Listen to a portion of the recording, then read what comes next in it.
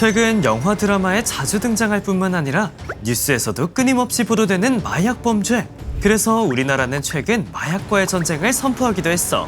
올해 3월부터 6월까지 무려 5,109명이 검거되고 이 중 964명이 구속될 정도로 더 이상 우리나라도 마약 청정국이라고 할 수 없게 됐지. 마약은 전 세계 몇몇 나라를 제외하면 대부분의 나라에서 불법으로 지정해 단속하고 있어. 그만큼 마약이 매우 위험하기 때문이야. 심지어 세계 역사엔 마약으로 인해 한 나라의 역사가 통째로 뒤바뀐 사건이 있다는 사실 알고 있어? 먼 나라 이웃나라.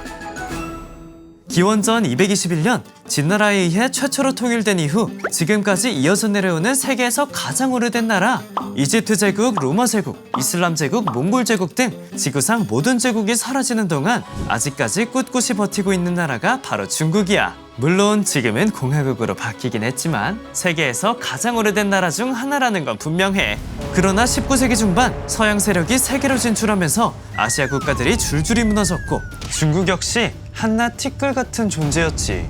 그나마 중국은 동양의 거대한 제국으로 인식됐고 나폴레옹 또한 다음과 같이 중국을 이야기하기도 했어.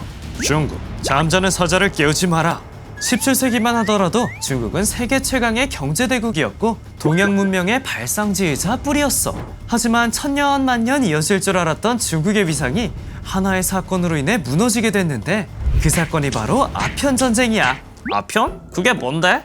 아편은 당나라 시대부터 약재로 사용된 진통제인데 탁월한 효능이 있을 뿐만 아니라 중독성이 매우 강한 약재야.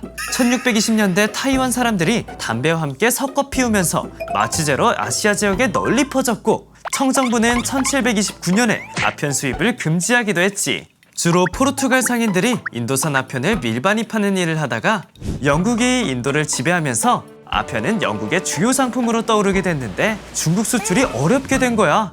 그 당시 중국은 자신의 나라가 세상의 중심이라고 보았고 나머지 변방에 사는 민족은 모두 오랑캐, 야만인으로 여겼어. 자연스럽게 영국과 같은 외국이나 변방과의 교역도 대등한 관계로 이루어지지 않았는데 일명 바치면 내려주는 식의 조공 형태로 교역했던 거야. 바치옵니다. 뭐냐? 하사품 받아가거라.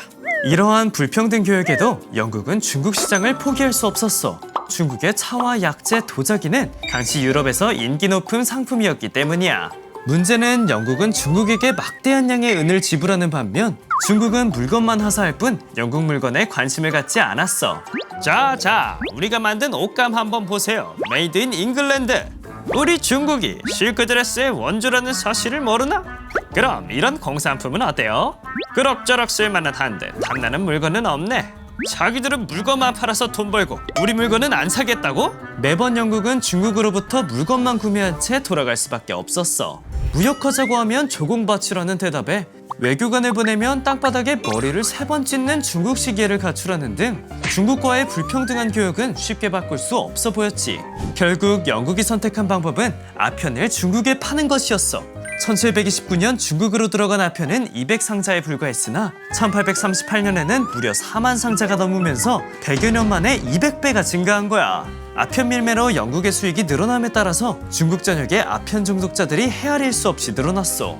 당시 중국 인구가 약 4억 명이었는데 집계된 아편 중독자가 약 1250만 명, 집계되지 않은 중독자까지 합치면 약 2500만 명이 넘었다고 해. 특히 아편은 고가에 거래되면서 돈과 권력이 있는 중상류층에 유행해 고위관리, 장군까지 중독자로 만들었어. 사회적 차원뿐 아니라 국가적 차원에서도 위협적이었지.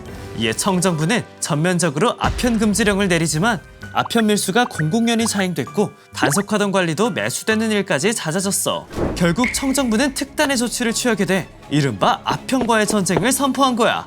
중국 상인이 보유한 아편을 몰수하고 아편 밀무역과 유통에 관여한 1600여 명의 중국인을 체포했어. 그리고 영국 상인들이 가지고 있는 아편을 중국차와 맞바꿔 모조리 폐기해버렸지.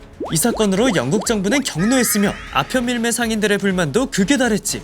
영국 상인이었던 윌리엄 자디는 런던으로 가 정부 고위층에 중국과의 전쟁을 강력하게 요청했고 아편을 둘러싼 중국과의 전쟁 문제가 영국 의회에 상정됐어. 의롭지 못한 이 전쟁에 대해 의회의 의견은 반반으로 나뉘었는데 전쟁만이 우리의 이익을 지킬 수 있습니다. 이 전쟁은 영국을 영원히 치욕스럽게 만들 것입니다. 팽팽한 의견 충돌이 있었지만 의회는 9표 차이로 중국과의 전쟁을 승인했고 영국은 중국과의 전쟁을 위해 인도에 영국 함대를 출동시켰어. 이것이 바로 제1차 아편전쟁이라고 불리는 사건의 배경이야. 그리고 모두의 예상을 깨고 중국이 패배하게 돼.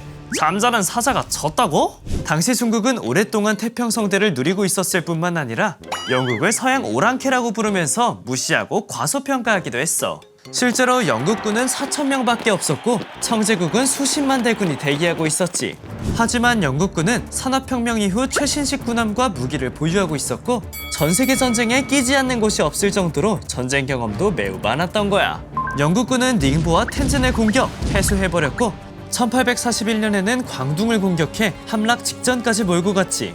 이에 청정부는 황급히 영국과 협상을 했는데 그 조건으로 홍콩을 영국에 떼어주고 영국군이 원정에 들인 비용 멕시코나 600만 달러를 보상하고 두 나라가 직접 교섭을 한다는 거였어. 문제는 정부의 굴욕적인 태도에 격분한 중국인들이 영국 상인과 외국인들을 공격했고 영국의 공격은 더욱 강화돼 상하이를 점령, 난징까지 진격하게 된 거야. 궁지에 몰린 청정부는 1842년 8월 29일 불리한 조건임에도 조약에 사인할 수밖에 없었지. 난징 조약의 내용은 다음과 같아. 홍콩을 영국에 넘기고 항구 5곳 개방, 개항장에 영국인 거주 등 중국에 불리한 내용뿐이었고 이 사건을 계기로 중국은 서구열강이라는 맹수리에 던져진 셈이었지. 제1차 아편전쟁의 승리로 항구 5곳을 교두보로 확보한 영국은 중국 진출에 기대가 컸지만 중국은 조약항 이외의 영토에는 서양인 출입을 엄금하고 있었고 서양인의 교육 요구에도 아주 소극적이고 무관심한 태도를 일관했어. 크게 분노하고 있던 영국에게 하나의 사건이 터지게 돼. 이른바 에로호 사건. 에로호는 유럽식 선체에 중국식 돛을 달고 있던 수송선이었어. 그런데 이 배는 아편 밀수부터 해적질까지 일삼았고 선원들도 사실상 해적이었지.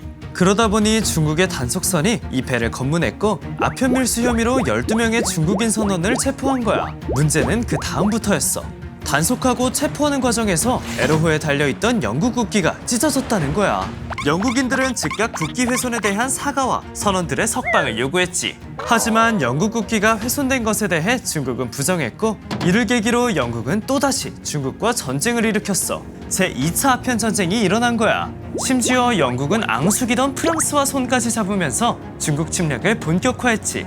1년 만에 광둥을 점령, 그 다음엔 텐진으로 진격해 들어갔어. 이때 놀란 중국이 다급하게 텐진 조약을 체결하지만 급한 대로 조약을 윤허했다만 세상에 이런 불평등한 조약이 있을 수 있겠는가? 중국 황제는 불평등한 조약을 인정하지 않았고 영국과 프랑스 연합군은 곧장 텐진을 점령하면서 수도 베이징까지 진격했어. 그러자 황제는 별궁으로 피신했고 영국과 프랑스 연합군은 수도 베이징에 불을 지르고 황궁 보물까지 약탈했지. 그리고 텐진 조약의 내용을 보완한 베이징 조약을 체결한 뒤 떠났는데 중국 역사상 가장 굴욕적인 조약 중 하나로 손꼽히기도 해. 한때 아시아의 용이라 불리고 나폴레옹도 인정했던 거대 제국 중국. 그 중국을 무너뜨린 건 다름 아닌 마약, 아편이었어.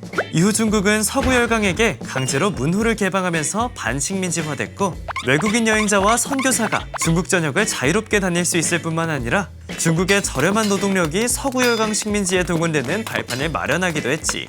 이처럼 세계에는 하나의 사건 혹은 한 인물로 인해 역사가 바뀌는 경우가 많아. 혹시 우리 구독자들이 알고 있는 역사적 사건이나 궁금한 세계사가 있다면 댓글로 알려줘.